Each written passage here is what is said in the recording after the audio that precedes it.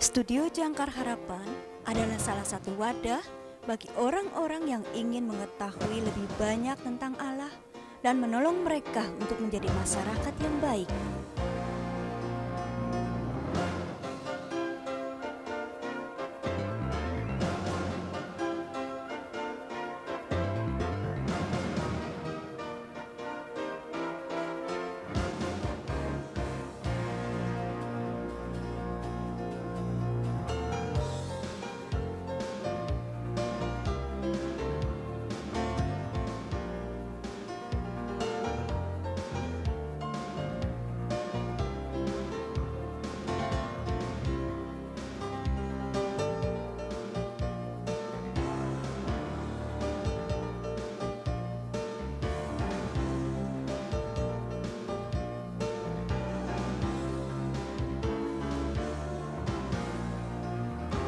Saudara-saudara kekasih di dalam Tuhan Yesus, selamat jumpa dengan Studio Jangkar Harapan dalam program Rekaman Kebaktian. Program ini merupakan rekaman-rekaman yang kami monitor dalam kebaktian kebangunan rohani, seminar, ceramah, lokakarya, dan lain sebagainya yang dibawakan oleh para hamba Tuhan dari dalam dan luar negeri. Dalam kesempatan ini, kami persembahkan kebaktian kebangunan rohani bersama Evangelis Yeremia Rim dengan tema Kasih Melanda Sukabumi. Saudara, pelayanan ini merupakan hasil kerjasama antara Gereja Betel Injil Sepenuh Sukabumi dengan Studio Jangkar Harapan Jakarta. Mari saudaraku, kita tundukkan kepala dan kita masuk di dalam doa. Terima kasih banyak ya Tuhan, bahwa Engkau telah melawat umat-Mu di Sukabumi ini. Dan kami yakin ya Tuhan, Engkau akan memberkati KKR ini dari permulaan sampai akhirnya. Kasih-Mu melanda Sukabumi, bahkan kasih dari Yesus Kristus sendiri, kasih agape akan melanda bukan saja Sukabumi, tetapi seluruh Indonesia, bahkan seluruh muka bumi. Maka itu ya Tuhan, kami yakin Roh-Mu yang suci akan ambil alih semua pimpinan dari permulaan sampai akhirnya. Dan kami tahu ya Tuhan, Engkau akan menjamah hati dari anak-anak-Mu sehingga semuanya boleh mengerti siapakah Yesus itu dan boleh membawa kabar ini kepada keluarganya masing-masing dan kepada sesamanya, dan banyak jiwa boleh menjadi milik Engkau untuk selama-lamanya. Mari Tuhan, bentuklah kami semua menjadi tentara-tentara Kristus yang gagah perkasa, yang tidak mundur sekalipun, mau maju terus apapun terjadi sampai Engkau datang kembali. Dan kami tahu ya Tuhan, sebentar lagi Engkau datang, kami semua mendapat pahala yang besar, yaitu di dalam kerajaan surga. Tuhan, jangan sampai satu di antara kami pulang dengan hampa. Engkau berkati hamba-Mu yang memberitakan firman-Mu Tuhan. Engkau urapi dari ujung rambut sampai telapak kaki. Engkau urapi firman-Mu. Engkau jamah hati kami masing-masing. Engkau jadikan kami tanah-tanah subur yang mengeluarkan buah-buah yang lebat dan lezat. Dan kami semua boleh Engkau pakai untuk dikirim di seluruh muka bumi, menjadikan mereka semua murid-murid Engkau. Terima kasih Tuhan, bahwa Engkau sudah memberkati dan mengabulkan doa-doa kami. Di dalam nama Yesus kami berdoa. Haleluya. Amin. Kita angkat satu pujian, besar dan perkasa Allah kita.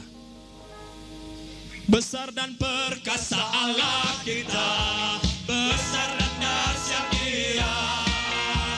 Besar dan perkasa Allah kita, besar dan dahsyat Dia. Angkatlah panji dan suaramu, puji Sang Raja. Besar dan perkasa Allah kita, besar dan dahsyat Dia. Besar dan perkasa, besar dan perkasa Allah kita, besar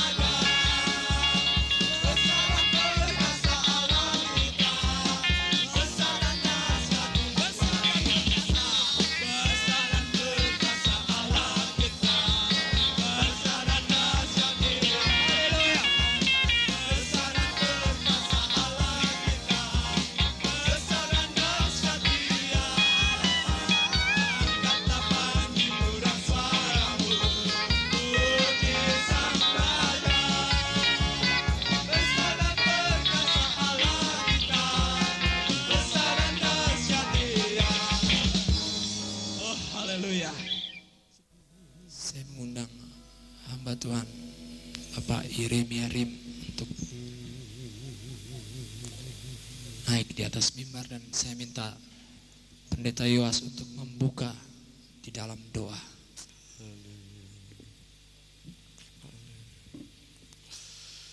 Kami sangat bersyukur Tuhan Amin Tuhan untuk Yesus. kehadiran-Mu di tengah-tengah kami. Oh haleluya. Dan kami percaya Engkau akan menyatakan isi hati-Mu kepada Amin, kami. Tuhan Yesus. Kami siap menerimanya Tuhan. Amin. Dan kami terlalu yakin bahwa terobosan rohani akan terjadi di antara kami. Dan kami pulang membawa berkat yang besar, kepuasan yang dari Engkau. Dan kasih-Mu akan melanda kami semuanya. Terima kasih Tuhan, Engkau mengurapi kami semuanya.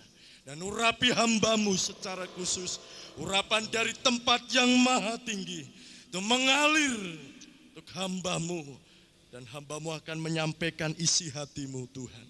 Terima kasih, kami siap menerimanya dengan hati yang terbuka. Di dalam nama Tuhan Yesus Kristus kami berdoa. Haleluya. Amin. Puji Tuhan. Puji Tuhan. Sungguh senang sekali di kota ini yang sejuk udaranya. Bisa saya percaya tidak akan demikian keadaan rohani kita yang terus sejuk. Karena roh Allah dan kasih Allah dalam diri kita, kita akan terbakar menyala-nyala bagi Tuhan. Kita akan buka Alkitab kita pada sore hari ini di dalam Injil Lukas.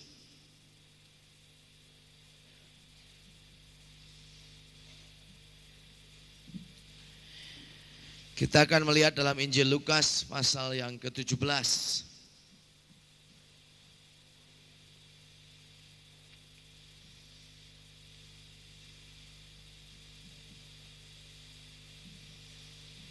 Saya akan bacakan mulai dengan ayat yang ke-11.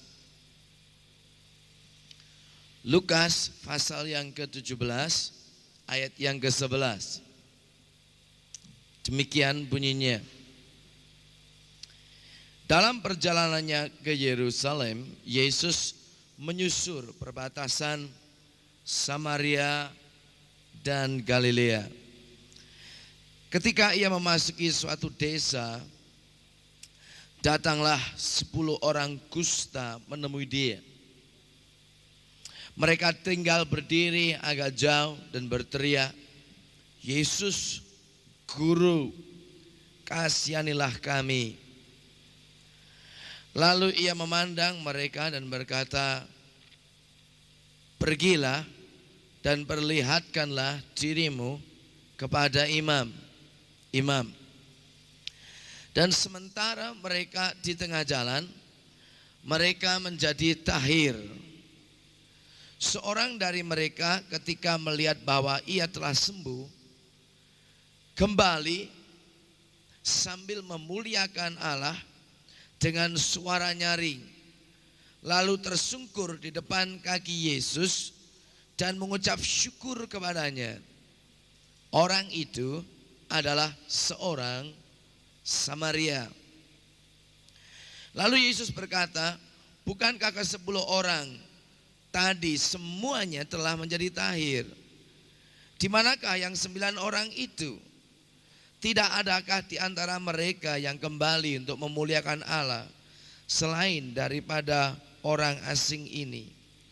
Lalu ia berkata kepada orang itu, "Berdirilah dan pergilah, imanmu telah menyelamatkan engkau." Puji Tuhan. Saya ingin ajak saudara doa sekali lagi. Minta Tuhan mengurapi kita supaya kita bisa mengerti firman-Nya. Bapa, kami bersyukur buat waktu yang indah ini. Kuasai hati dan pikiran kami. Kuasai hati dan pikiran hamba-Mu. Layakkan dan kuduskan dengan darah-Mu. Biarlah bukan bibir dan lidahnya yang berbicara atau pikirannya sendiri, tapi biarlah Allah yang berbicara melalui kuasa Roh Kudus-Nya. Kami sadar Engkau di tengah-tengah kami ya Tuhan. Kami siap mendengarkannya dalam nama Yesus. Amin. Puji Tuhan, saudara-saudara. Kita lihat di sini bagaimana Yesus menyatakan kasih-Nya yang luar biasa. Kita sedang adakan 2 malam ini dengan judul Kasih Melanda Sukabumi. Makin hari makin saya rasa bahwa kasih Allah secara obral Allah nyatakan di seluruh dunia ini. Makin hari makin saya lihat bukti dan kenyataan daripada kasih Allah yang begitu luar biasa dinyatakan di banyak tempat di seluruh dunia ini. Tadi malam saya ada di Solo. Saya ke Bawang Rohani di Solo 1 malam. Tadi pagi jam 7 saya terbang ke Surabaya. Bukan untuk pulang, tapi hanya sampai di airport dan ganti plane. Langsung disusul istri saya dari rumah dan naik plane sama-sama ke Bandung. Memang secara manusia kami capek, tetapi hati kami bersuka cita, hati kami gembira melihat bagaimana Allah melawat khususnya Indonesia pada waktu ini. Saya rasa inilah zaman untuk Indonesia dilawat oleh Allah dengan cara yang dahsyat sekali. Seperti belum pernah terjadi sebelumnya. Dan saya takut kalau waktu Allah melawat ini banyak orang Kristen yang tidak sadar, tidak tahu bahwa saat di mana Allah melawat. Sehingga pada waktu Allah sudah lewat, baru mereka siuman, baru mereka sadar. Tetapi sudah ketinggalan zaman.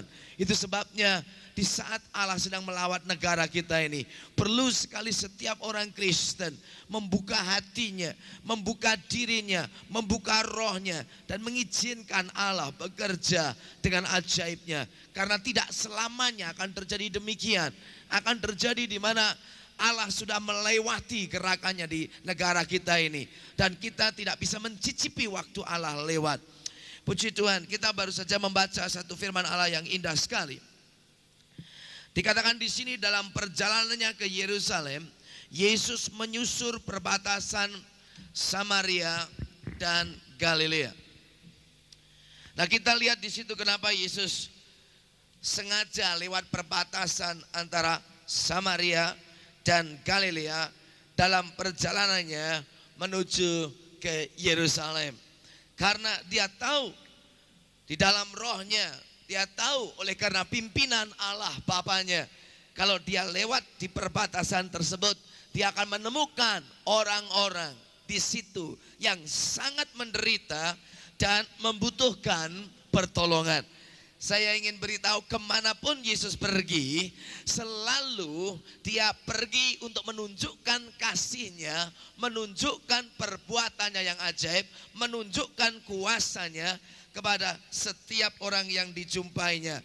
Di dalam Alkitab dikatakan dia berkeliling dari kota dan kota, dari desa dan desa untuk melakukan perbuatan yang baik dan mengusir setan serta kelemahan tubuh dan penyakit. Itulah Yesus Kristus yang dari Nazaret, anak Allah yang hidup, Tuhan yang kita sembah. Dia selalu keliling dari kota ke kota, dari desa ke desa untuk berbuat baik. Saya ingin bacakan itu ayat di dalam kitab Kisah Para Rasul pasal yang ke-10. Saya ingin setiap saudara benar-benar mengenal siapakah Yesus yang kita puja, yang kita sembah dan kita layani. Kisah Rasul 10 ayat yang ke-38.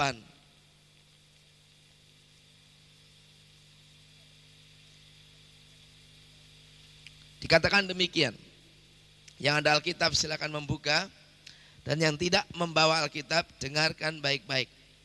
Kisah Rasul pasal yang ke-10 ayat 38. Dikatakan di sini, yaitu saya baca ayat 37 dulu. Kamu tahu tentang segala sesuatu yang terjadi di seluruh tanah Yudea, mulai dari Galilea sesudah baptisan yang diberitakan oleh Yohanes, yaitu tentang Yesus yang dari Nazaret, bagaimana Allah mengurapi dia dengan Roh Kudus dan kuat kuasa.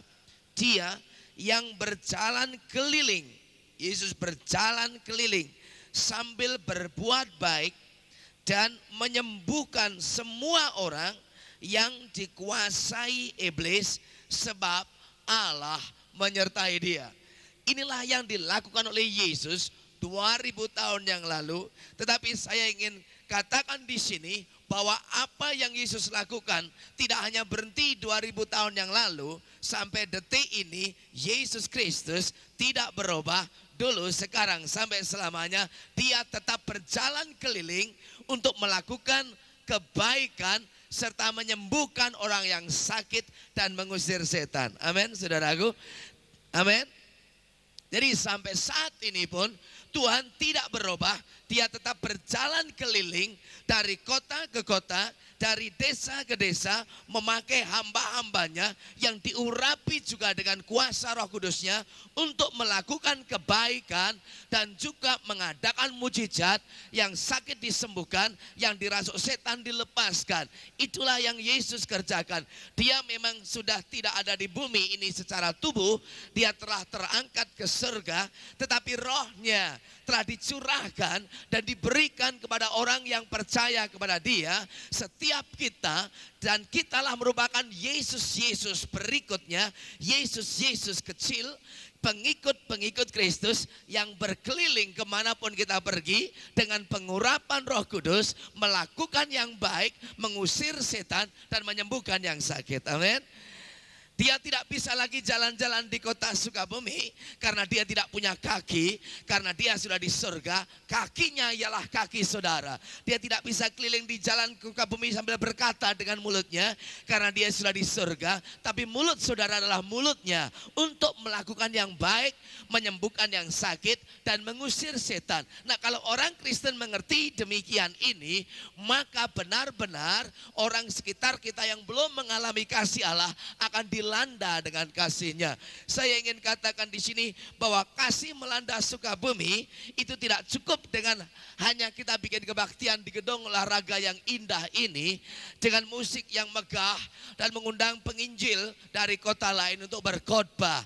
Mungkin itu bisa menolong sedikit, tapi kalau kita benar-benar ingin bahwa kota Sukabumi ini dilanda oleh kasih Allah di dalam Yesus Kristus, maka setiap orang yang percaya Yesus di kota ini harus terus berdoa untuk dipenuhi dengan Roh Kudus, diurapi dengan kuasa Allah, dan juga mau keluar dari rumahnya, berjalan keliling di kota ini, mengunjungi jiwa-jiwa yang merana, yang sakit, yang menderita, dan mengerjakan hal yang baik, serta mendoakan yang sakit dan mengusir setan.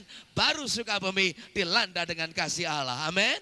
Tidak bisa tergantung pada pribadi seseorang, seorang pendeta, seorang gembala, seorang penginjil untuk menyatakan kasih Allah kepada dunia adalah tugas dan pekerjaan bagi setiap orang yang mengaku dirinya percaya kepada Yesus Kristus. Firman Allah mengatakan sebelum Yesus Kristus datang kedua kali, bahwa bumi ini, seluruh bumi itu akan dipenuhi dengan kemuliaan Allah. Seperti air menutup apa? Lautan. Seluruh muka bumi akan dipenuhi dengan kemuliaan Allah. Seperti air menutup lautan. Dan firman Allah juga mengatakan sebelum Yesus Kristus datang kedua kali, yang berarti akan datang masa penghakiman, pembalasan, penghukuman bagi orang fasik dan jahat dan berdosa. Sebelum itu terjadi, Alkitab katakan, maka Injil kerajaan ini akan diberitakan ke seluruh muka bumi dan menjadi kesaksian bagi segala bangsa. Baru setelah itu kesudahan alam itu datang. Yang ketiga, sebelum Yesus datang yang kedua kali, Alkitab katakan akan terjadi satu kebaunan rohani yang dahsyat, menyapu bersih muka bumi ini, sehingga setiap lutut akan bertelut. Dan setiap lidah akan mengaku bahwa hanya Yesus Kristus sajalah adalah Tuhan. Siapa yang percaya itu? Angkat tangan. 1, 2, 3, lumayan lebih dari 5 orang. Siapa percaya itu firman Allah yang saya katakan tadi. Dan bisa terjadi dan pasti terjadi. Amin. Jadi sebelum Yesus datang, yang pertama saya katakan tadi, bahwa bumi akan dipenuhi dengan apa? Kemuliaan Allah. Seperti air menutup lautan. Saya ingin beritahu bahwa bumi ini tidak akan dipenuhi dengan kejahatan terus menerus seperti yang kita lihat sekarang. Bumi tidak akan dipenuhi dengan kebencian terus menerus, penderitaan seperti yang kita lihat sekarang.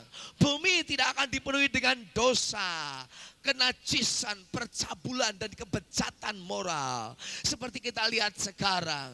Alkitab kita mengatakan dalam kitab Sefanya bahwa Allah akan menyapu bersih bumi ini dan segala kejahatan, kenajisan, penderitaan, kebejatan akan disapu bersih dan diganti dengan kemuliaan Allah menutupi bumi ini seperti air menutup lautan. Amin, saudara.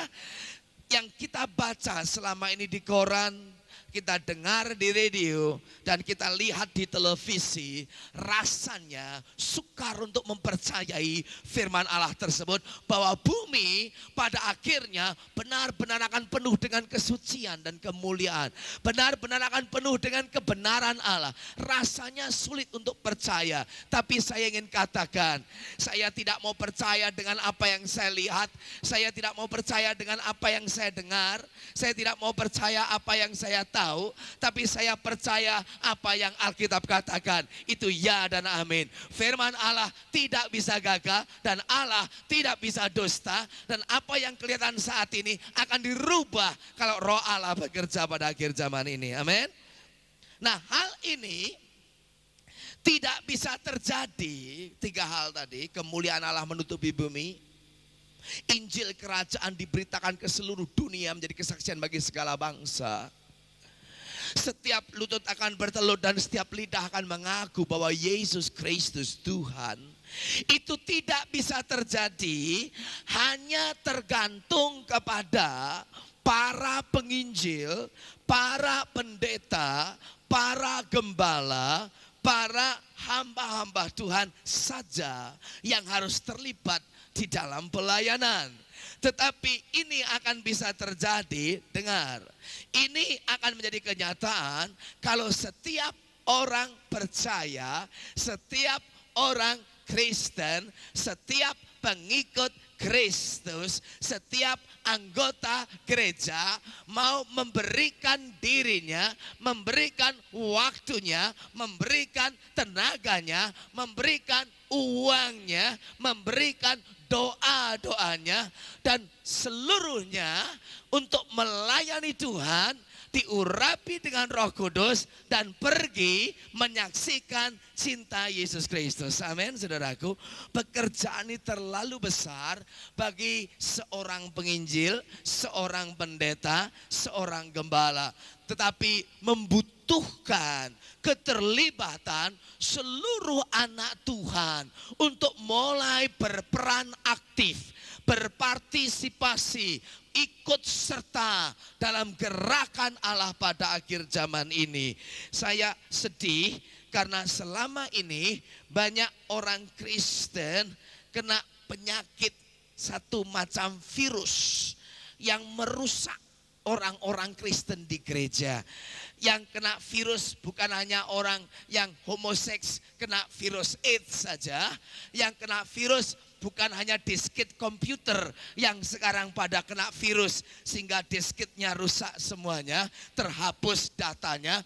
Yang kena virus bukan hanya itu, tapi banyak orang-orang Kristen di gereja juga kena virus dari iblis. Dan virus ini saya beri nama virus apatisme.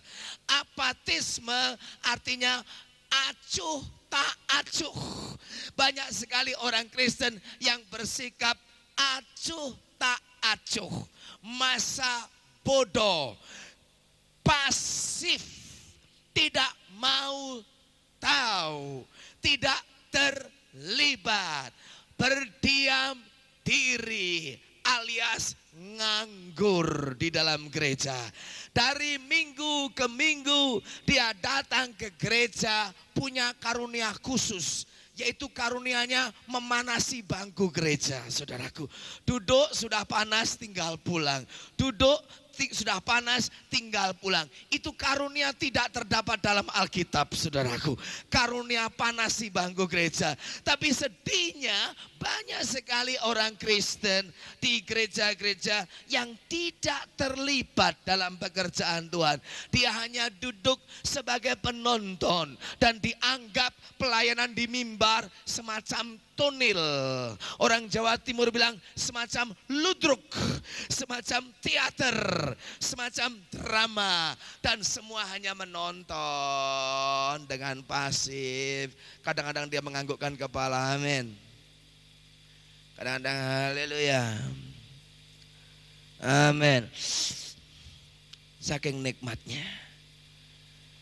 Nah, inilah virus rohani yang menggerogoti orang-orang Kristen, yang menyebabkan kelumpuhan rohani, yang menyebabkan stagnation, pembendungan daripada arus Injil dan kasih Allah kepada dunia sekitar kita.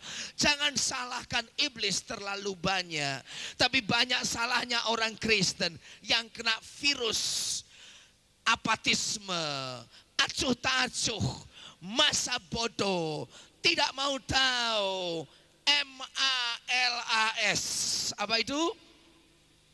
Malas. Kita membiarkan dunia berbaris menuju jurang kebinasaan dan neraka, sementara kita duduk dengan tenang di dalam gereja, hanya memonopoli surga bagi diri kita sendiri. Betapa kejamnya diri kita. Kalau kita ingin kasih, mana tandanya tadi, tulisannya mana? Kasih melanda Sukabumi. Oh, ini ada di atas. Terima kasih. Kalau kita ingin kasih melanda Sukabumi, melanda itu satu banjir yang mengalir. Itu tidak bisa dialirkan dari mana-mana, hanya bisa mengalir kalau setiap anak Tuhan tidak membendung air yang hidup yang mengalir dari dalam dirinya, yaitu kasih Allah. Diizinkan mengalir, baru Sukabumi akan dilanda oleh Tuhan. 2 hari ini saya hanya datang untuk mengingatkan saudara bahwa di dalam dirimu juga ada kasih yang sama yang saya miliki. Di dalam dirimu ada Yesus yang sama yang saya miliki. Dalam dirimu juga ada kuasa yang sama yang saya miliki. Dalam dirimu juga ada urapan yang sama yang saya miliki. Asal kita mau mengalirkan saja, maka tidak lama lagi Sukabumi akan dilanda oleh kasih Allah. Amin, saudara. Kita baca dalam Yohanes pasal yang ke-7. Yohanes pasal yang ke-7.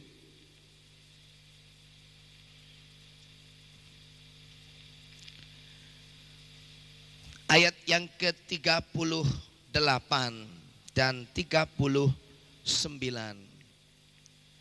Yohanes pasal yang ke-7.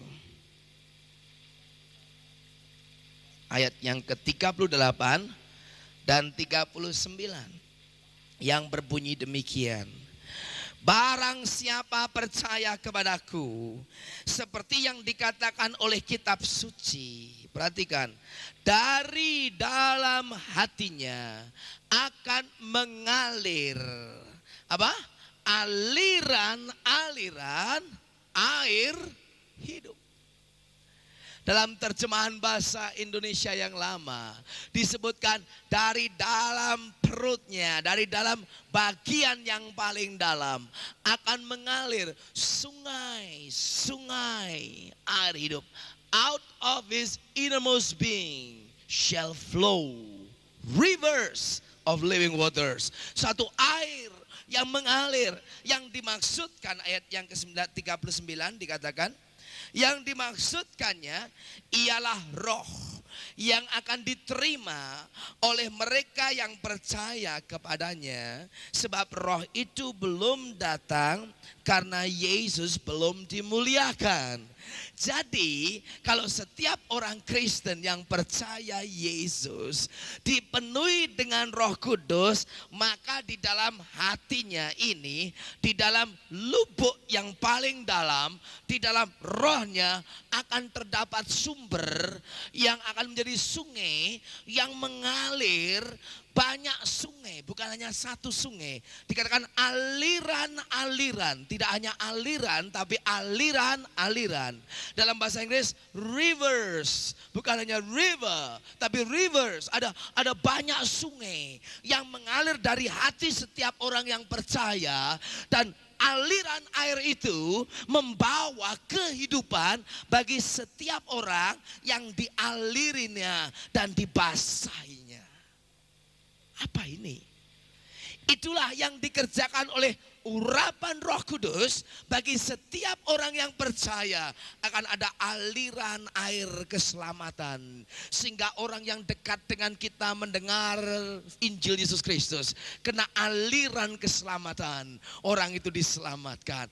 Ada aliran pengampunan, sehingga orang yang hidup di dalam dosa dan kesalahan datang kepada Yesus melalui kita, boleh mulai mengalami segarnya aliran pengampunan, dan orang itu diampuni dosanya. Ada aliran apa? Aliran kasih. Setiap orang yang dekat dengan kita bisa merasakan kasih Allah daripada diri kita. Aliran apa? Aliran sukacita. Sehingga orang yang dekat dengan kita itu akan dapat merasakan sejuknya, segarnya, karena dibasahi dengan sungai sukacita. Sehingga untuk sukacita tidak perlu dipaksa-paksa, tidak perlu dipompa-pompa, tidak perlu dibuat-buat, akan mengalir dengan sendirinya. Karena di dalam diri kita ada Roh Kudus, ada Yesus, dan itu sungai mengalir. Ada sungai mengalir apa? Sungai penyembahan, mulai mengalir dengan penyembahan,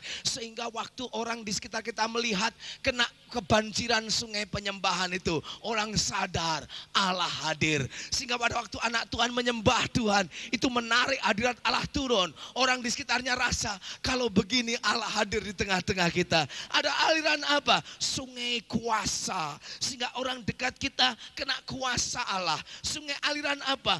Kesembuhan, mujizat, dan banyak lagi. Sungai-sungai itu mengalir semuanya. Masalahnya di sini, banyak orang Kristen tidak menyadari bahwa di dalam hatimu ada potensi yang dahsyat, yang tak terbatas, yang Roh Kudus sudah kerjakan. Karena itu banyak sekali orang Kristen karena tidak menyadarinya, sehingga membendung sungai-sungai tersebut.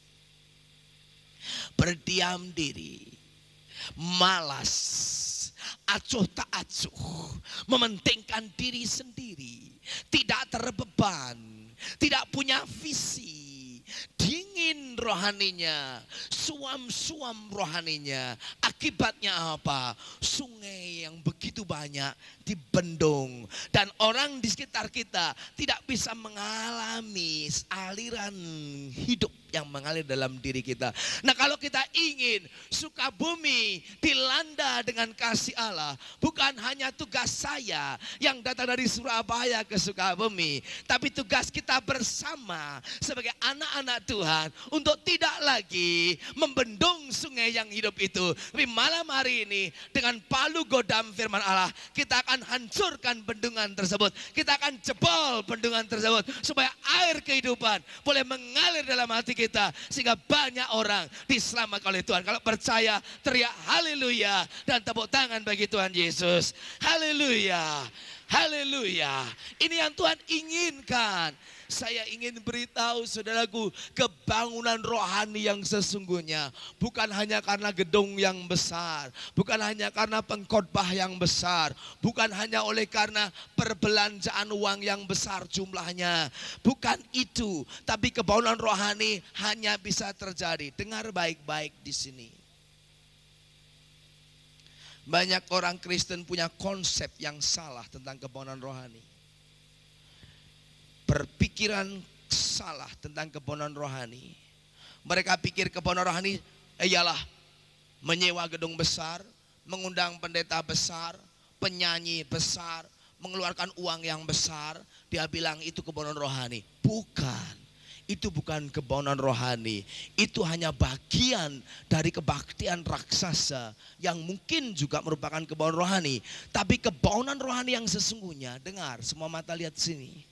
Kebohongan rohani yang sesungguhnya yaitu jikalau setiap orang percaya Yesus Kristus, setiap orang Kristen mulai dibangkitkan hatinya dan tidak lagi memikir kepentingannya dirinya sendiri, sadar akan kebutuhan orang di sekitarnya, dan mulai melangkah bertindak dan menyalurkan kasih Allah kepada orang lain. Itulah kebangunan rohani. Amin.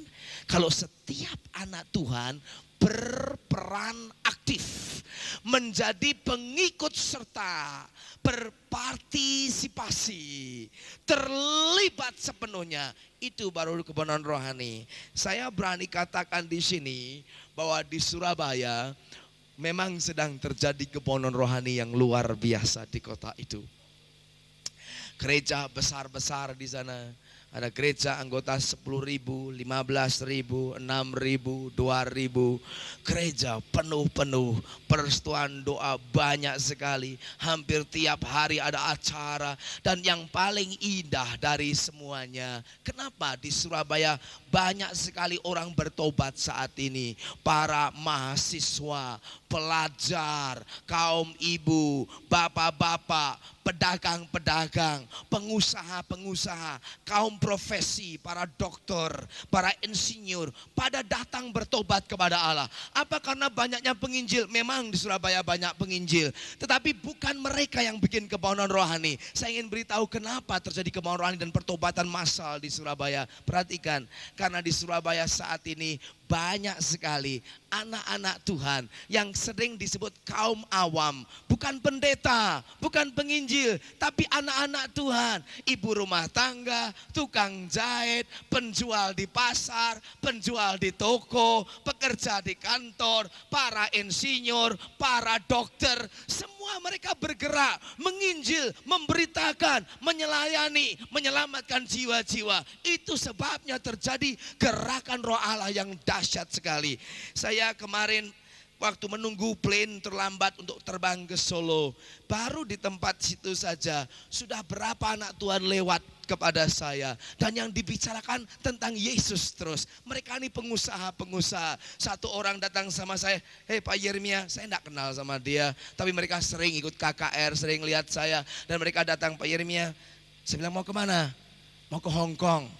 Mau ke Hong Kong, ajak temannya yang belum Kristen. Ini loh Pak Yeremia, dia ini belum Kristen, tapi enggak apa-apa, dalam perjalanan ini saya akan beritahu terus tentang Yesus. Jadi sambil bisnis, sambil pergi ke Hong Kong, mengajak temannya, terus nginjil terus. Hati saya bersuka cita. Saya katakan ini namanya kebangunan rohani. Di airport orang bicara Tuhan Yesus, di restoran orang bicara tentang Yesus, di taksi orang bicara tentang Yesus, di bis kota orang bicara tentang Yesus, di rumah orang bicara tentang Yesus. Dimanapun, topik yang paling hit, yang paling top, yang paling utama ialah Yesus Kristus. Itulah kebangunan rohani. Amin, saudara. Bahkan beberapa usahawan, palm bisnis di Surabaya, kalau dia lagi cari klien atau lagi cari objek atau kontrak, biasanya setelah rundingan perdagangan selesai, teken kontrak, yang anak Tuhan selalu berkata, "Bapak sudah ke gereja belum?" Atau "Kau sudah ke gereja belum?" Selalu diakhiri dengan demikian. Dan saya punya teman dari Banjarmasin, dari Balikpapan datang ke Surabaya untuk usaha. Ketemu sama bisnismen, pengusaha juga. Setelah transaksi, setelah negosiasi, selalu dikatakan yang dari Surabaya bilang, "Kamu sudah ke gereja belum?" Kaget. Kok saya ketemu 2-3 orang pertanyaannya sama. Setelah selesai ngomong-ngomong soal dagang, kok selalu tanyanya, "Sudah kenal Yesus belum?" Jadi ini orang heran di Surabaya ini ada apa. Saya ingin beritahu saudaraku, kalau kita ingin Sukabumi dilanda dengan kasih Allah, Hai orang-orang Kristen, malam hari ini engkau harus dilepaskan dari virus-virus dari iblis. Yaitu virus apatis, acuh tak acuh, malas, egois, mentingkan diri sendiri, tidak mau tahu, masa bodoh, pasif, suam. Ini yang menghalangi kasih melanda Sukabumi. Amin. Tidak ada yang amin. Amin. 2 orang. Amin. Tambah 3, 5 orang cuma. Itu sebabnya malam hari ini yang perlu dibangunkan rohaninya yaitu orang-orang Kristen di kota ini. Untuk sadar akan panggilannya, untuk tahu akan rencana Allah, untuk mengenal mengapa kita jadi Kristen. Kenapa Yesus selamatkan diri saudara, bukan hanya sekedar untuk membawa saudara ke surga saja. Saya tahu kita percaya Yesus, tidak usah khawatir kita pasti masuk surga. Tetapi tujuannya tidak hanya itu.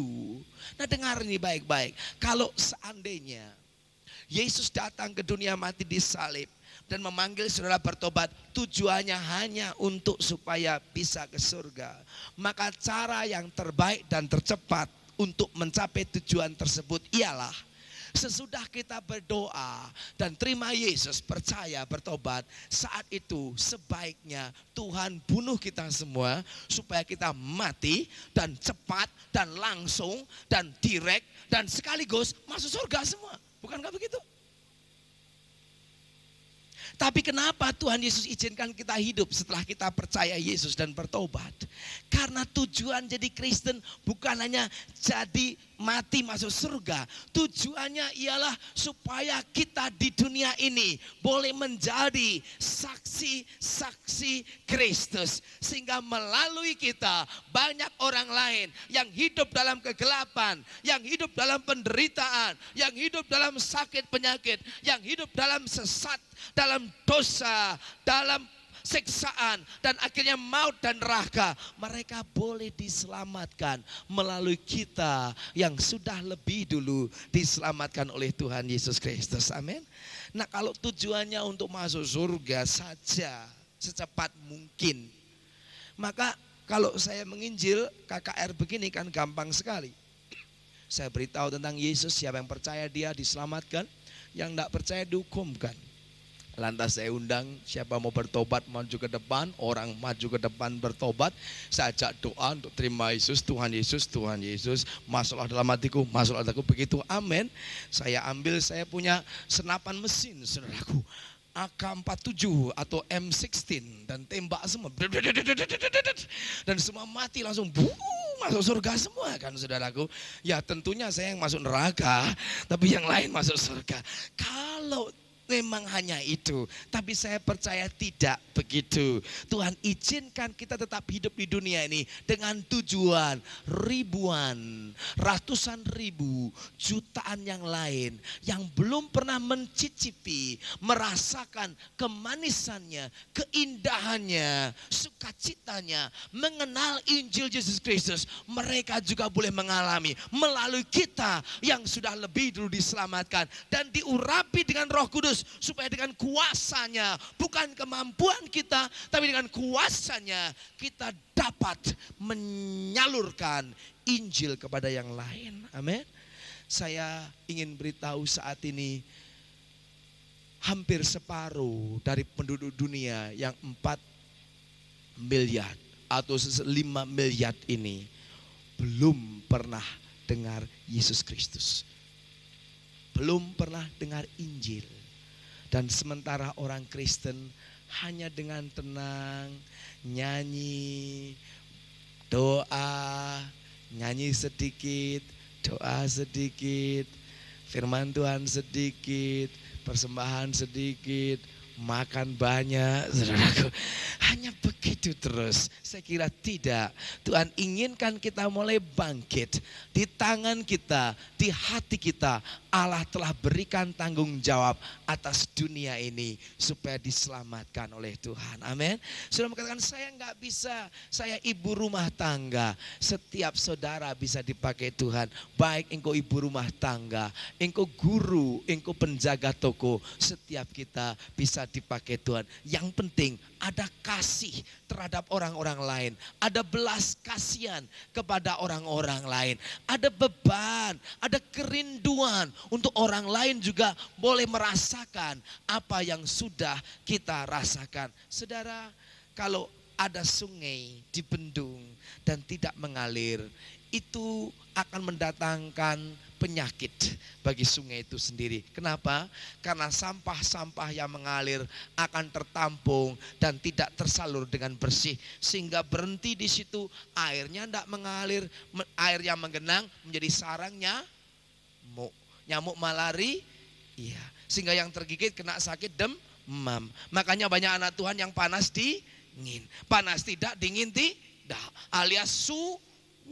Nah yang suam ini yang Tuhan katakan, aku akan ludahkan engkau dari mulutku, aku akan muntahkan engkau dari mulutku. Kenapa orang Kristen suam? Karena sungainya tidak pernah mengalir, sehingga banyak nyamuk malarianya bertelur di situ dan gigiti dan jadi penyakit demam, panas dingin, ya panas ya dingin, ya panas ya dingin. Kalau ada penginjil datang panas sedikit, penginjilnya pergi dingin lagi, penginjil datang lagi panas lagi, penginjil pulang dingin. Nah ini Kristen yang panas dingin begini ini, yang loyo kayak yoyo begini, naik turun terus-terusan, ini yang suam, ini yang akan dimuntahkan Tuhan dari mulutnya.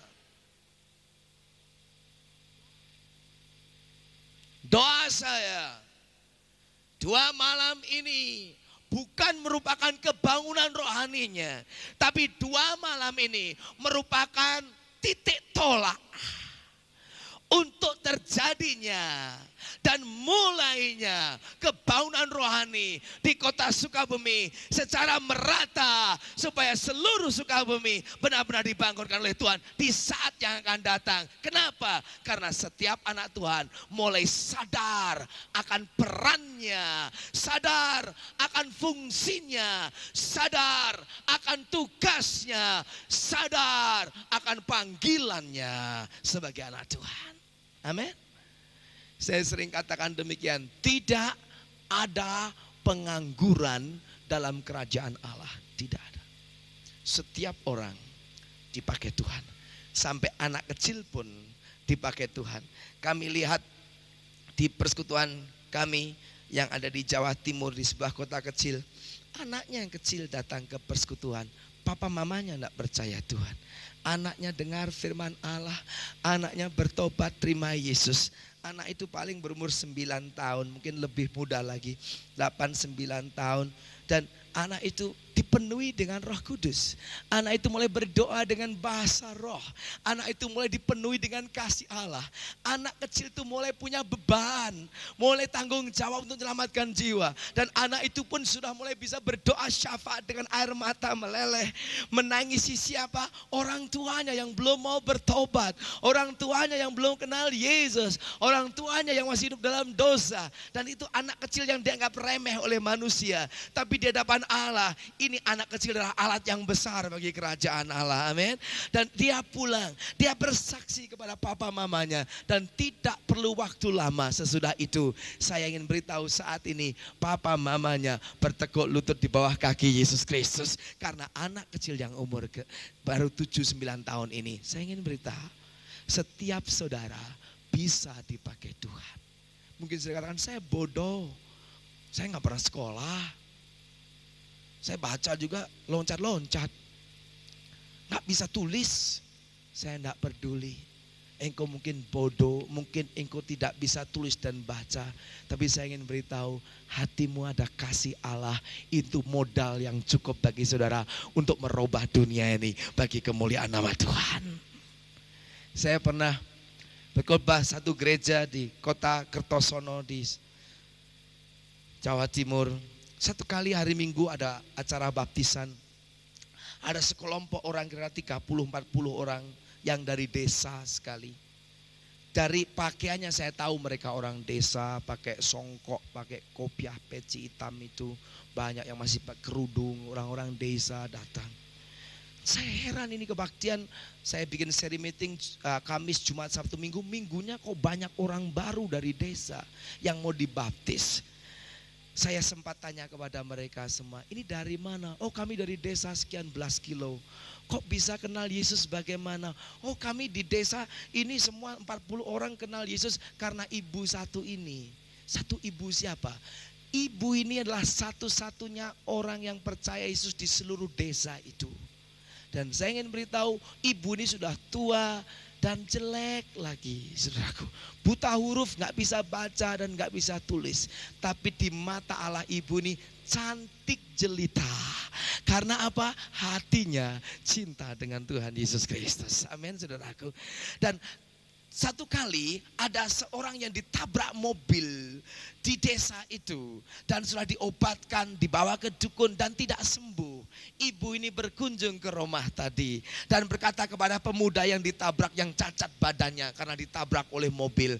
Dia bilang begini, ibu itu tidak bisa bicara banyak, cuma bicara begini, kalau anak muda kamu mau percaya sama Gusti Yesus, dia bilang, Tuhan Yesus yang saya percaya, saya mau berdoa untuk kamu dan Tuhan pasti sembuhkan.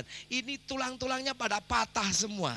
Didoakan saudaraku, dalam waktu 3 hari pemuda itu berdiri di atas kakinya dan mengalami kesembuhan total. Dan sejak saat itu di desa itu setiap ada orang sakit yang dipanggil ibu ini. Ibu yang buta huruf tapi hatinya cinta Tuhan. Dia doakan dari 1, 2 orang, 3 orang sampai 30 sampai 40 bertobat semua kenal Yesus. Sampai sekarang di desa itu ada gereja, ada kumpulan, ada ibadah, ada kebaktian. Gara-gara satu ibu yang mungkin buta huruf, mungkin tidak ada artinya di depan manusia, tapi tidak mau membendung air yang hidup untuk mengalir dalam dirinya.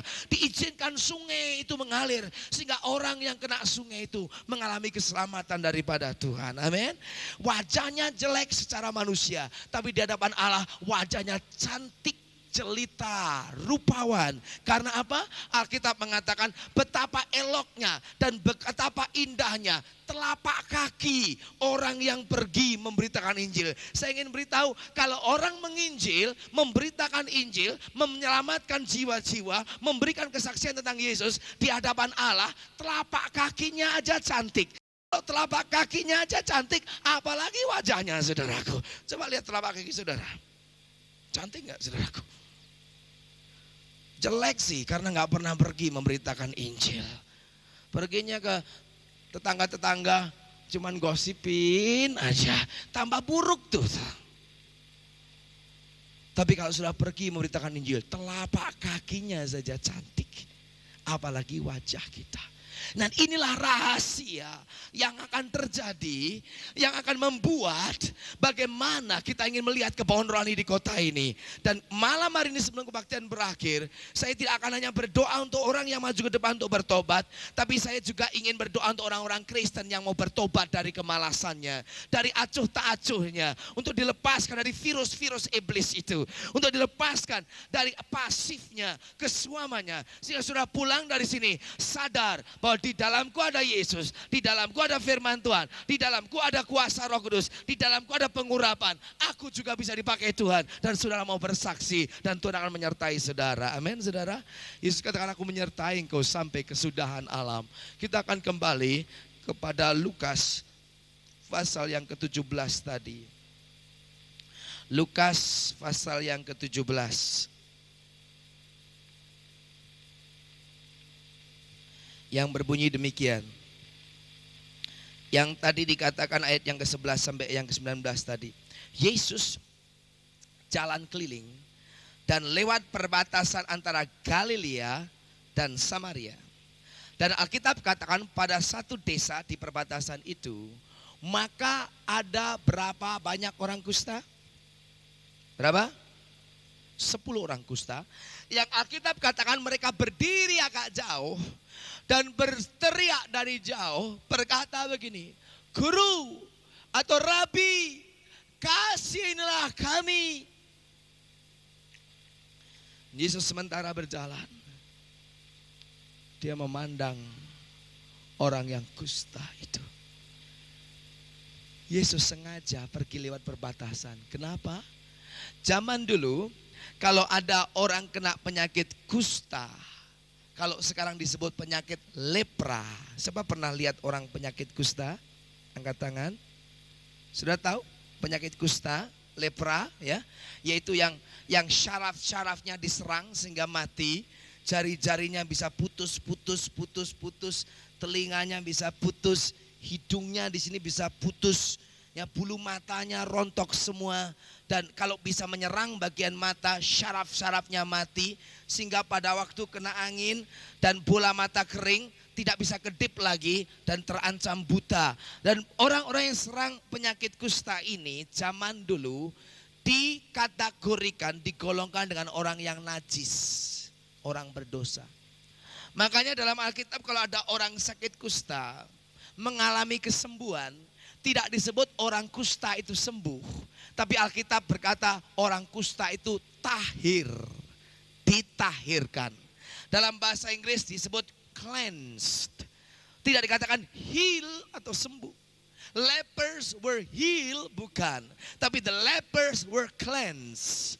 Orang-orang yang kusta itu ditahirkan, dibersihkan, disucikan. Jadi kalau ada orang kusta itu seperti dianggap orang buangan, orang najis, orang kotor. Kisahnya begini waktu itu peraturannya. Kalau ada orang yang sakit kusta, ada bintik-bintik putih di kulitnya, maka orang tersebut akan dibawa kepada seorang imam. Dan imam meriksa.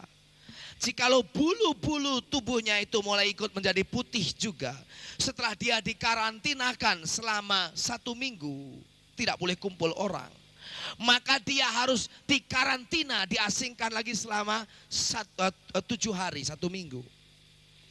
Dan kalau sudah sembuh, tidak meluas tapi tetap di situ, maka orang tersebut dikembalikan lagi kepada masyarakat, dinyatakan tahir, bukan kusta.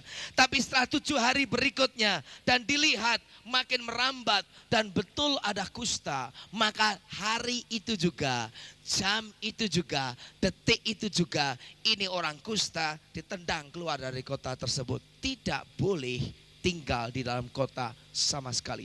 Makanya Yesus lewat di perbatasan antara Galilea dan Samaria, dan di perbatasan tersebut berkumpul orang-orang kusta. Siapakah orang ini? Inilah orang-orang yang telah diusir, dikucilkan, diasingkan, ditendang keluar dari Samaria dan juga dari Galilea. Dan orang yang senasib ini tinggal di perbatasan, merasa dirinya ditolak, tidak diingini, tidak dianggap, dan dibuang. These people are the outcasts. Orang-orang inilah orang-orang buangan yang sudah tidak dihargai oleh manusia, yang dianggap kotor, yang dianggap najis, yang dianggap tidak pantas kumpul dengan masyarakat, sampah masyarakat. Tapi saya ingin beritahu justru kepada orang-orang yang menderita, yang minder, yang hina, yang kotor, yang sudah buangan, yang sudah ditolak, untuk orang semacam itulah Yesus datang khusus melewati mereka. Amin, saudaraku. Lihat cintanya Tuhan. Dia bisa saja lewat Galilea atau lewat Samaria, tapi dia pilih lewat perbatasan. Karena apa? Anak manusia datang untuk mencari orang yang berdosa dan orang yang sesat. Orang yang sehat tidak perlu dokter, tapi orang yang sakit perlu dokter. Orang yang merasa dirinya benar tidak butuh Tuhan, tapi orang yang berdosa, yang rusak, yang bejat, yang bobrok, itulah yang dicari oleh Tuhan. Amin, saudara. Saya membaca ayat ini saya terharu. Alkitab katakan dalam ayat yang ke-12 bagian terakhir ini, mereka tinggal berdiri agak jauh dan berteriak, "Guru, kasihanilah kami." Mereka berdiri jauh. Kenapa ini? Minder, rendah diri, merasa tidak ada harganya, sehingga mau dekat, ya kalau saya diterima. Mau dekat, ya kalau saya diterima. Di dekat, ya kalau saya dianggap. Makanya jauh-jauh. Banyak sekali orang yang akibat dosa merusak, bukan hanya menimbulkan banyak penyakit, bukan hanya dalam gangguan jiwa, bukan hanya dalam gangguan mental, tapi banyak sekali orang di rongrong hidupnya oleh karena dosa membuat orang rasa minder, inferiority, merasa dirinya rendah, tidak ada artinya.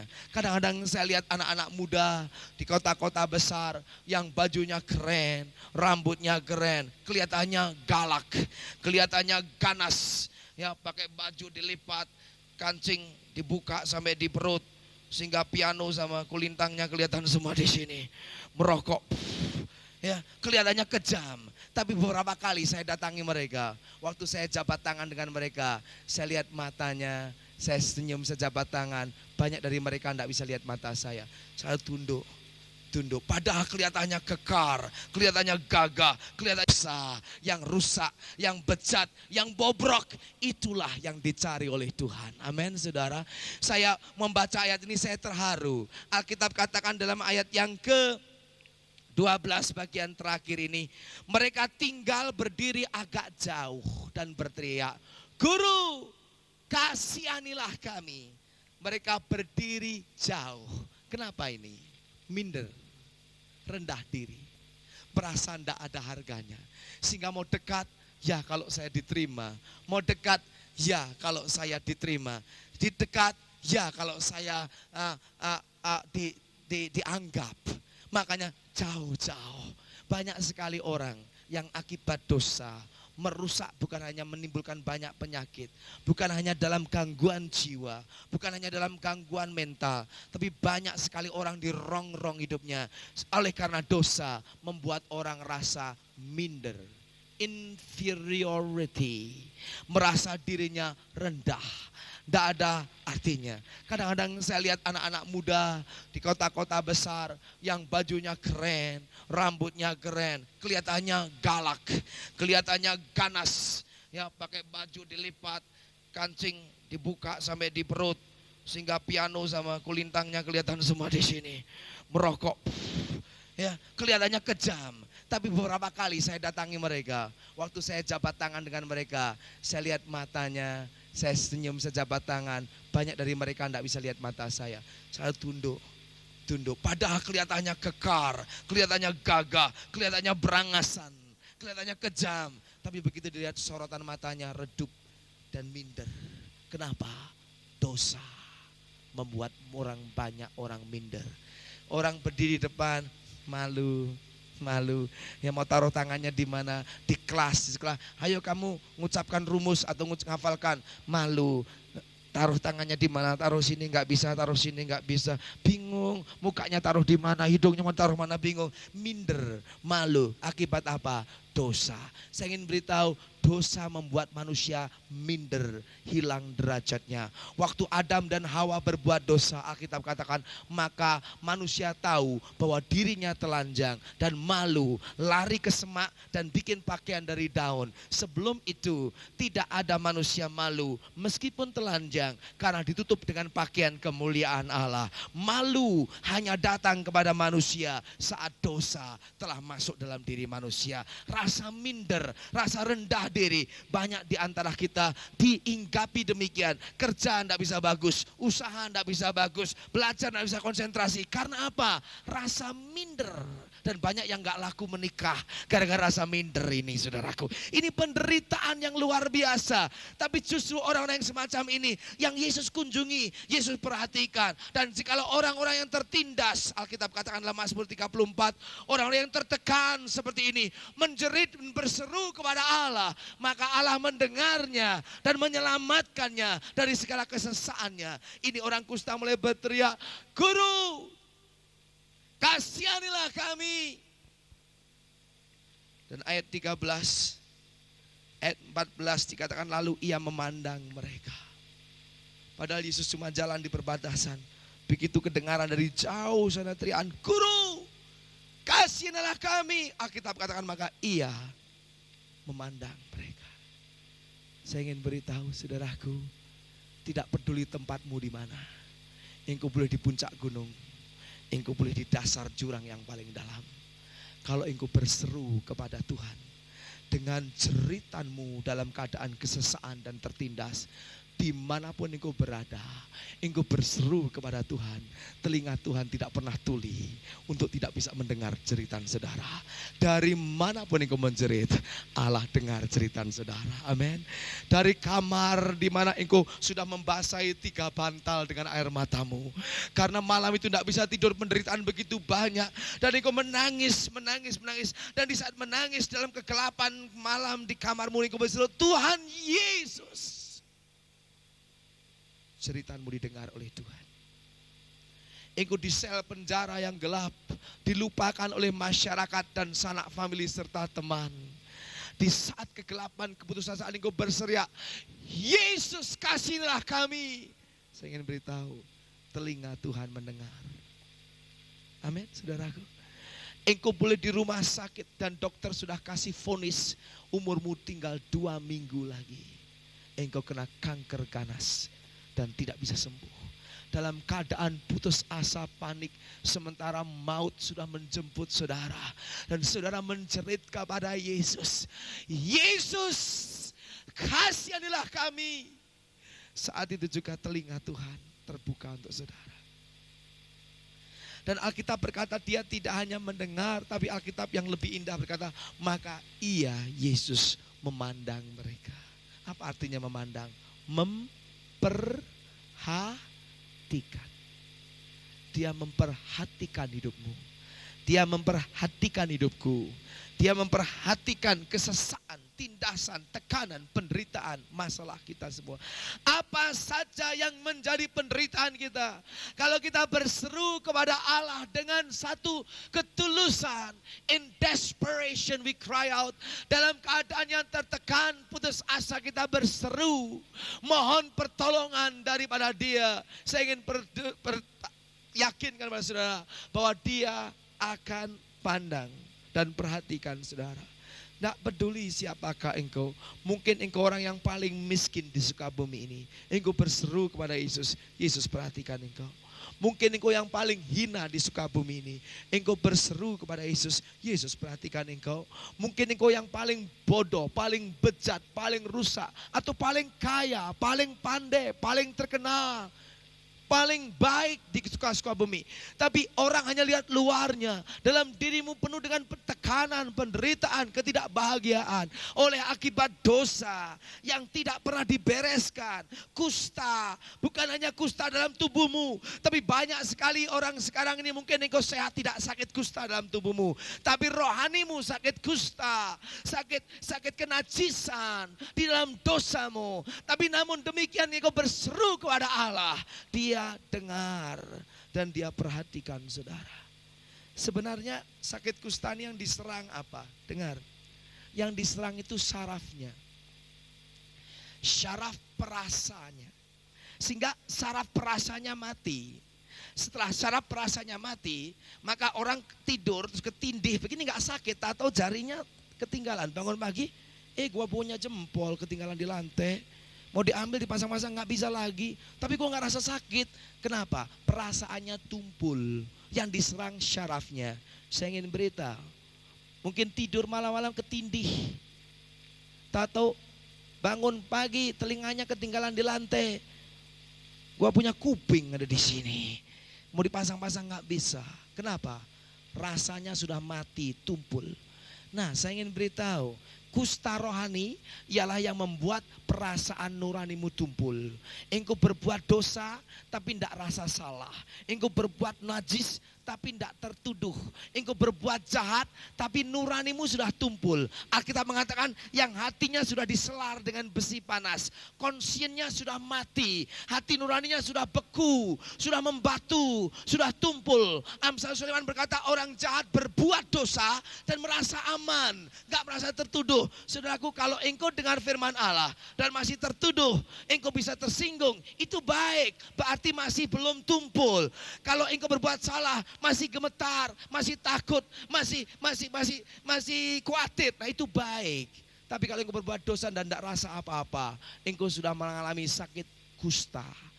Engkau berdusta, bohong, dan gemetaran, bang, bang, bang, bang, bang, jantungmu masih baik, belum kusta benar-benar. Tapi kalau kamu bohong kayak biasa aja, kayak makan kacang goreng aja bohongnya, itu sudah kena kusta kelas berat, sudah stadium 15 itu saudaraku. Sudah parah sekali kustamu.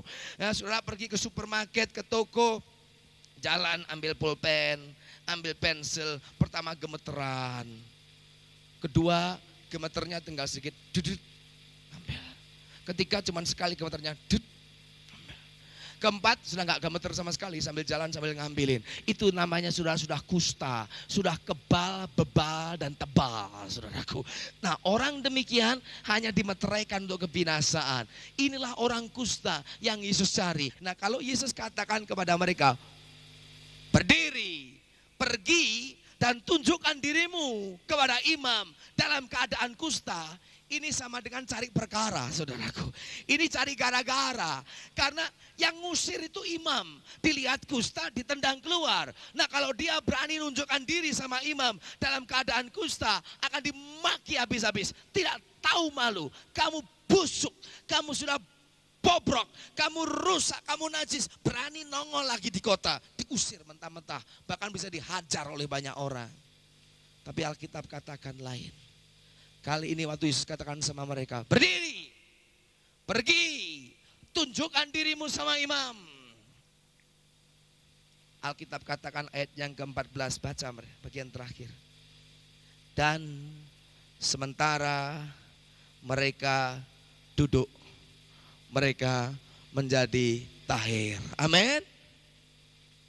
Amin lagi nih, saking bodohnya orang-orang. Maka sementara mereka duduk, mereka menjadi tahir. Amin.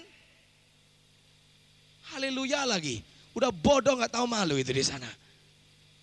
Baca baik-baik, lihat Alkitab. Yang gak punya Alkitab lihat sebelahnya. Coba lihat semuanya. Dengar baik-baik.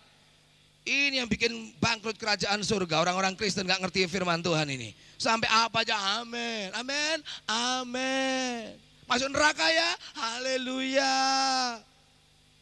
Jadi ampas di neraka ya. Amin.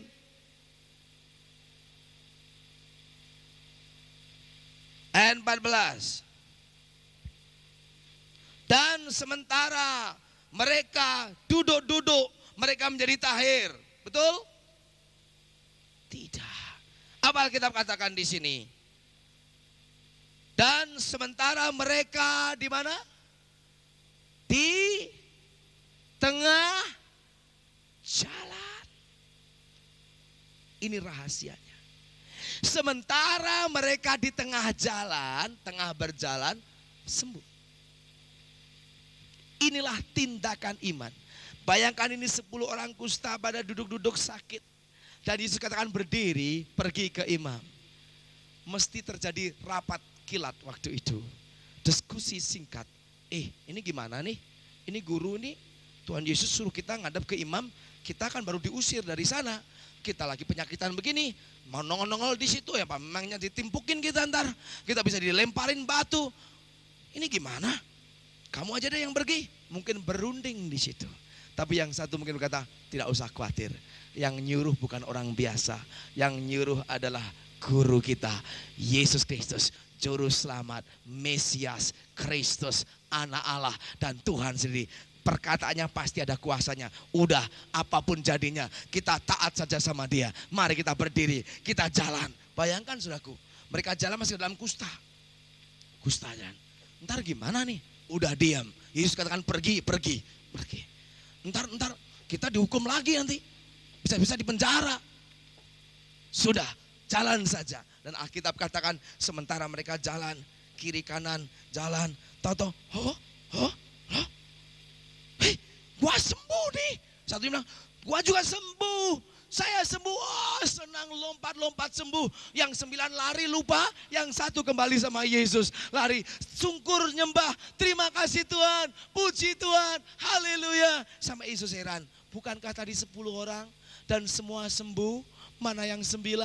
Kenapa cuma orang asing yang satu, orang Samaria ini saja yang kembali? Yang 9 orang kemana? Saudaraku, sering kali kita seperti yang 9 orang ini.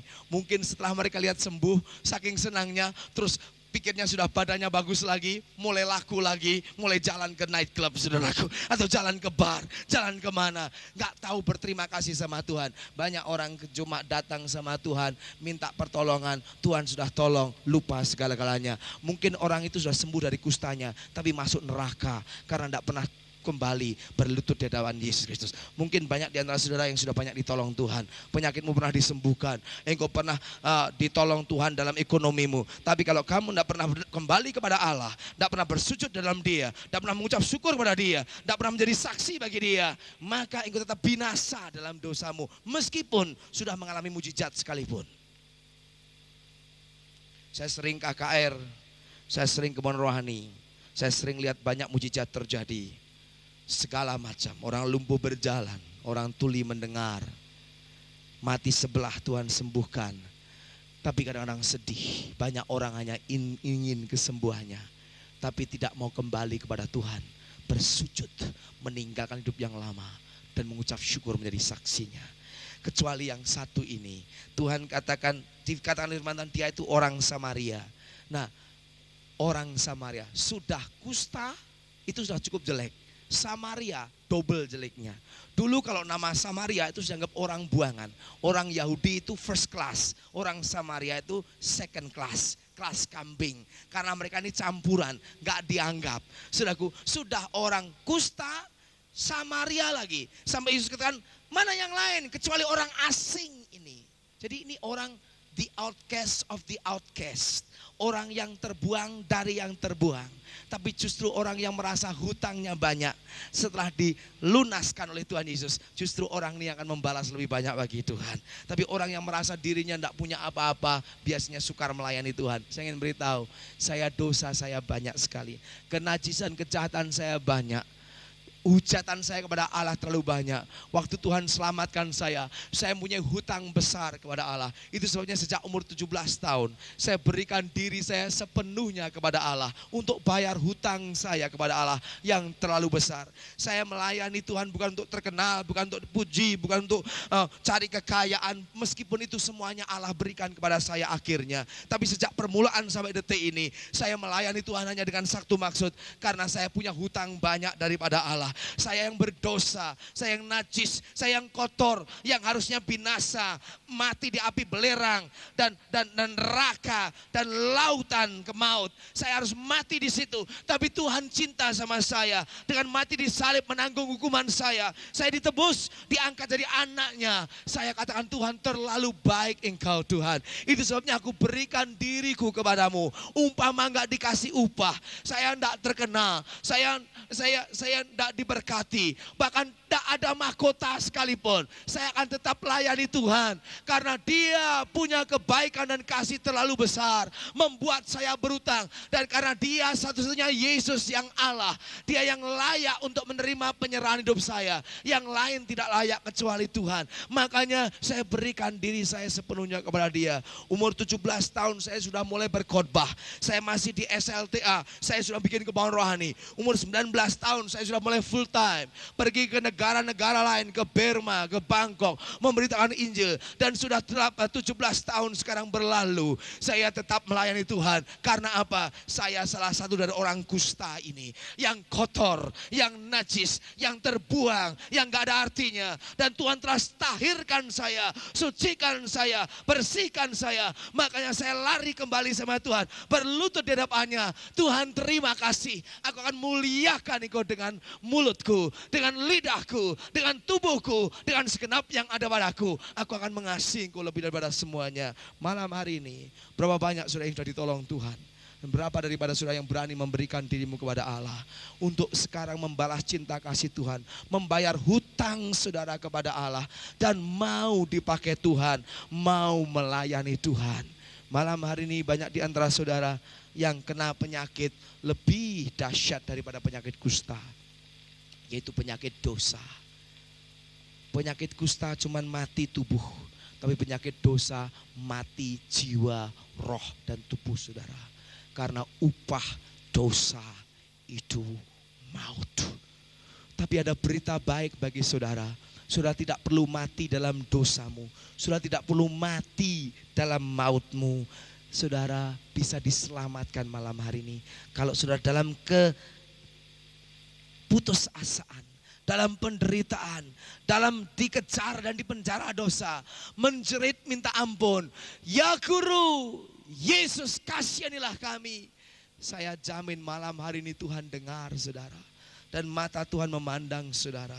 Dan firman-Nya diberikan saudara untuk menyembuhkan, melepaskan, menyucikan, menguduskan, memperbaharui. Dan barang siapa yang percaya Dia dan menerima Yesus di dalam hidupnya akan diberi hak menjadi anak Allah. Maka hidup yang lama sudah lenyap dan yang baru sudah terbit dan akan menjadi pewaris kerajaan surga. Mari kita berdoa saudaraku. Yesus. Kita berdoa sungguh-sungguh. Semua hargai hadirat Allah. Jangan ada yang bicara, jangan ada yang jalan-jalan. Semua tinggal di tempat saudara dengan hormat akan Dia saat ini. Dia hadir di sini. Bapa dalam surga, kami bersyukur buat kehadiran-Mu di tengah-tengah kami. Dan Engkau memandang kami sampai ke dasar hati kami. Engkau melihat segala kejahatan, dosa, kenajisan yang ada dalam diri kami. Tapi juga Engkau melihat penderitaan, siksaan, jeritan hidup kami. Engkau juga melihat pelanggaran yang kami lakukan. Tapi mata-Mu juga melihat kebutuhan-kebutuhan kami yang kami rindukan, yang kami mohon Tuhan penuhi. Tuhan Yesus, kasih-Mu tidak berubah. Engkau yang mengasihi 10 orang kusta itu. Engkau juga mengasihi kami di Sukabumi yang berdosa ini. Dan Engkau tidak ingin seorang pun binasa di neraka. Tapi Engkau ingin setiap kami diselamatkan. Setiap kami diberi pengampunan. Setiap kami dilepaskan, disembuhkan. Dan diangkat menjadi anak Allah, menjadi pewaris kerajaan Allah. Bapa dalam surga, hamba berdoa bagi setiap kami yang hadir malam hari ini. Khususnya mereka yang belum memiliki Yesus sebagai Tuhan dan Juru Selamatnya. Mungkin sudah masuk keluar gereja, tapi tidak pernah bertobat. Tidak pernah membuka hati, merendahkan diri dan mengundang Yesus sebagai Tuhan dan Juru Selamatnya. Tuhan, jamah mereka. Segala setan iblis yang mengikat mereka. Setan kesombongan, kekerasan hati. Setan dusta, segala macam kuasa kegelapan yang menghalangi mereka, yang membutakan mata rohani mereka sehingga tidak bisa melihat keselamatan dan datang kepada Yesus. Segala pekerjaan dan rantai setan iblis aku patahkan, aku hancurkan saat ini juga. Dalam nama Yesus Kristus, Engkau lepaskan saudara-saudara kami. Supaya mereka boleh melihat kemuliaan Allah di dalam Injil Yesus Kristus, berita kesukaan, dan membuka hati dan bertobat kepadamu. Bapa, aku berdoa untuk saudara-saudariku yang malam hari ini telah disentuh hatinya, sadar akan keberadaannya, dan hancur hatinya, dan mau bertobat datang kepada Allah. Setiap orang yang datang kepadamu tidak pernah Engkau menolaknya. Setiap orang yang berseru kepadamu tidak pernah Engkau mengabaikannya, tapi Engkau selalu memperhatikannya, mendengarnya, memandangnya, dan menolongnya. Malam hari ini Tuhan, ulurkan tangan-Mu dan jamah kami. Izinkan kami mengecap kemanisan dan kuasa Allah dalam hidup kami. Jesus. Saya ingin beri kesempatan bagi saudara yang malam hari ini setelah mendengar firman Tuhan, hatinya disentuh dan sadar. Dan saudara tahu apa yang kau butuhkan malam hari ini. Apa yang kau perlukan, yaitu keselamatan, pengampunan dosa, lahir baru, diubahkan oleh Tuhan, bertobat kepada Allah, membuka hati dan ingin mengundang Yesus masuk dalam hatimu. Saya ingin beri kesempatan untuk saudara mau ambil keputusan malam hari ini, khususnya mereka yang baru pertama kali ambil keputusan untuk bertobat dan terima Yesus. Silahkan angkat tangan tinggi-tinggi dan saya mau berdoa untuk saudara. Saat ini juga angkat tangan tinggi-tinggi, silahkan. Banyak sekali, cepat angkat tangan. Siapa lagi yang sungguh-sungguh ingin mengenal Yesus? Yesus, Ya, Tuhan tahu, mulai berseru kepada nama Tuhan. Akulah orangnya, aku perlu bertobat.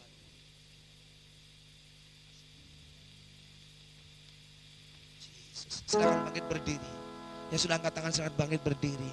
Kaulah Tuhanku.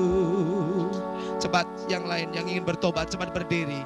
Yang sudah angkat tangan cepat berdiri saat ini. Jangan engkau main-main dengan Allah. Kalau engkau mau bertobat, bertobat sungguh-sungguh. Engkau mau bertobat adalah zamannya, waktunya engkau disembuhkan, engkau diselamatkan. Silakan maju ke depan saat ini yang sudah angkat tangan dan berdiri. Silakan maju ke depan.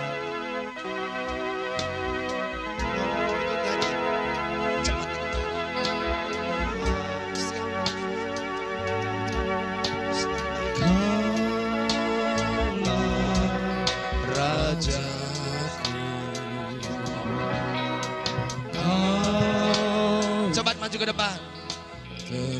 Lari maju ke depan. Saya mau bertobat, saya mau terima Yesus. Saya tidak ingin sudah ikut-ikutan, tapi sudah ingin bertobat, ingin berbarui Tuhan. Lari, lompat dari tempat dudukmu. Saya ingin berbarui malam hari ini. Sembah Kau Tuhan, ku sembah Kau Tuhan, ku puji, ku muliakan namamu. Ku sembah Kau Tuhan, ku sembah Kau Tuhan, ku puji, ku muliakan namamu.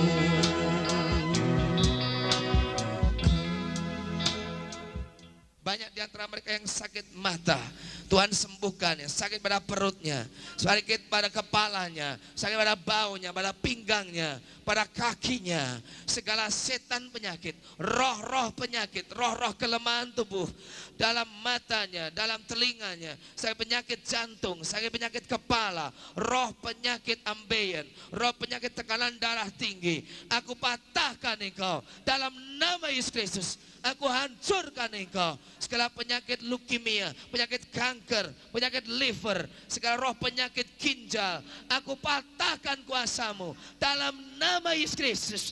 Dan aku ikat engkau saat ini. Dan engkau harus tunduk pada perintahku ini.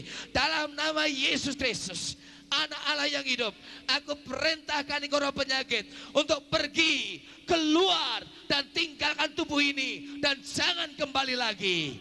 Dalam nama Yesus Kristus, angkat kakimu dan tinggalkan. Yesus, dan dalam nama Yesus Kristus, saya perintahkan semua penyakit pergi. Dan oleh sebab bilur Yesus Kristus, engkau semua sudah disembuhkan. Haleluya, tepuk tangan buat Tuhan Yesus. Haleluya, tepuk tangan yang meriah. Semua teriak haleluya.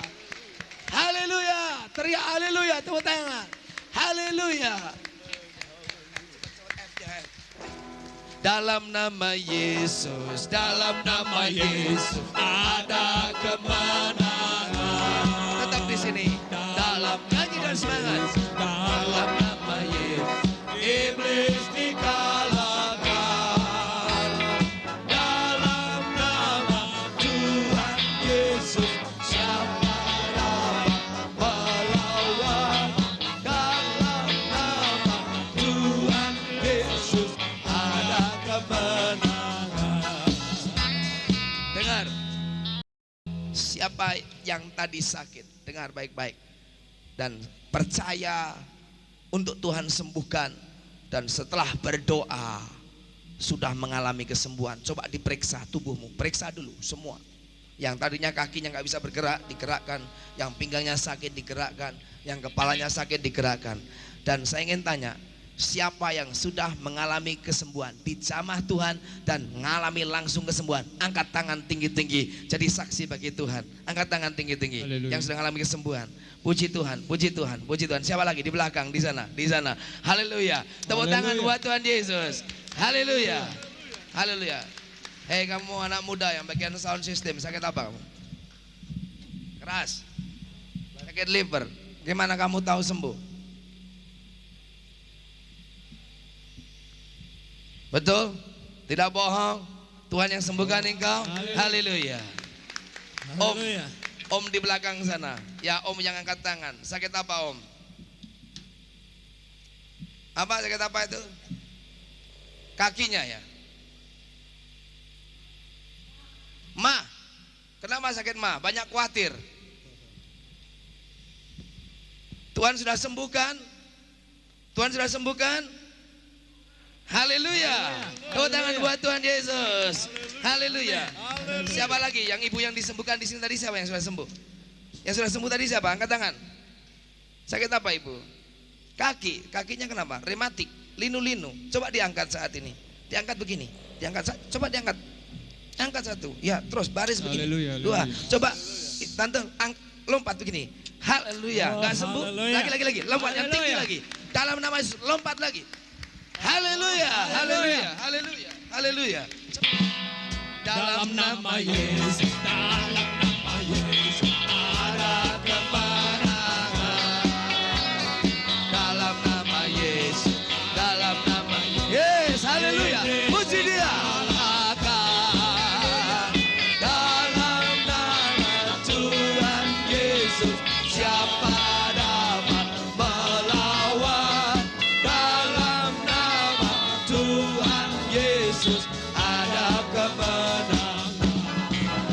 Sementara nyanyi pun saudara sudah mengalami kesembuhan daripada Tuhan. Amin. Ada kuasa dalam pujian. Amin. Saat saudara menyanyi, itu iblis pergi dan sudah mengalami kesembuhan daripada Tuhan. Siapa lagi yang sudah disembuhkan Tuhan? Angkat tangan. Cepat-cepat yang disembuhkan Tuhan, angkat tangan. Amin. Amin. Tante sakit apa tante? Kaki lagi. Kenapa? Kurang berjalan mengabarkan Injil. Hah? Mulai berani berjalan besuk orang sakit tante? Mau? Mau? Puji Tuhan. Orang sakit mau? Coba kakinya diangkat. Lompat seperti saya begini. Haleluya. Tepuk tangan buat Tuhan Yesus. Haleluya. Kamu anak muda sakit apa? Hah? Sesak nafas. Kenapa? Karena kurang berdoa kamu. Hah? Itu nafas rohanimu. Harus banyak bernafas dalam roh. Berdoa. Amin. Sekarang coba diambil nafas yang panjang. Tangan begini. Amin. Sekarang sudah longgar. Sudah sembuh. Betul? Siapa yang menyembuhkan? Siapa yang menyembuhkan? Tuhan Yesus, amin. Tepuk tangan buat Tuhan Yesus. Nyanyi sekali lagi, lebih semangat. Rematik pergi, penyakit kanker pergi, semua pergi, dan kesembuhan dari Tuhan lihat saudara. Haleluya. Dalam nama Yesus, dalam nama Yesus. Isi semua. Dalam nama Yesus, dalam Yesus. Iblis dialahkan. Oh, dalam nama Tuhan Yesus, siapa dapat melawan? Dalam nama Tuhan Yesus ada kemenangan. Angkat sapu tangan semua. Dalam nama Yesus, dalam nama Yesus ada kemenangan. Yes, dalam nama Yesus, dalam haleluya, iblis dikalahkan. Dalam nama Tuhan Yesus, siapa dapat melawan? Dalam nama Tuhan Yesus ada kemenangan. Yang sudah maju ke depan dicatat itu semua. Nama, alamat, serahkan sama pembimbing. Nanti didoakan, dikunjungi, mungkin dikirimi buku supaya ada kontak dengan saudara. Haleluya. Yesusku luar biasa. Yesusku luar biasa. Yesusku luar biasa. Yesusku nyanyikan dengan sekali. Kuasanya luar biasa. Kuasanya luar biasa. Kuasanya luar biasa. Kuasanya luar biasa. Kuasanya luar biasa. Kasihnya luar biasa. Kasihnya luar biasa. Kasihnya luar biasa. Kasihnya luar biasa. Kasihnya luar biasa. Amin. Jadi saudara sadar, keponakan rohani akan terjadi di Sukabumi ini. Amin. Itu akan terjadi kalau setiap saudara mengalirkan air yang hidup. Amin. Saudara berani bersaksi, Tuhan akan sertai saudara. Besok ajak yang lain. Tetangga-tetangga saudara yang menderita, yang sakit, yang putus asa, teman-temanmu, kenalanmu, ajak mereka datang. Mereka biar mengalami kasih Tuhan, dijamah Tuhan. Tidak hanya saudara yang mengalami, tapi mereka juga akan mengalaminya. Amin. Mari kita mulai kerja buat Tuhan mulai saat ini. Waktunya sudah tinggal singkat. Tuhan ingin melawat dunia ini dengan kemauan rohani, dan itu tergantung kepada kita untuk melayani Dia. Amin. Dan nyanyikan firman-Nya luar biasa, dan Tuhan memberkati saudara. Saya serahkan ke selanjutnya oleh pimpinan acara. Firman-Nya luar biasa. Firman-Nya luar biasa. Firman-Nya luar biasa.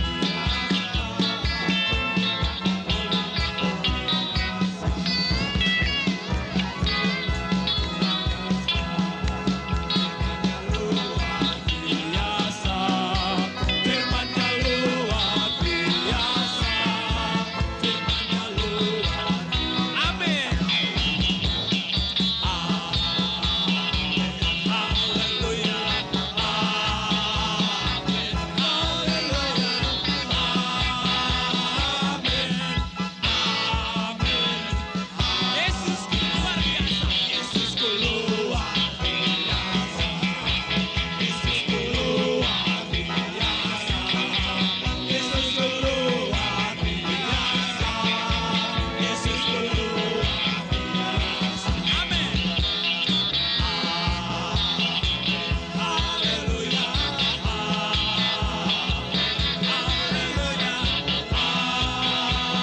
Amin.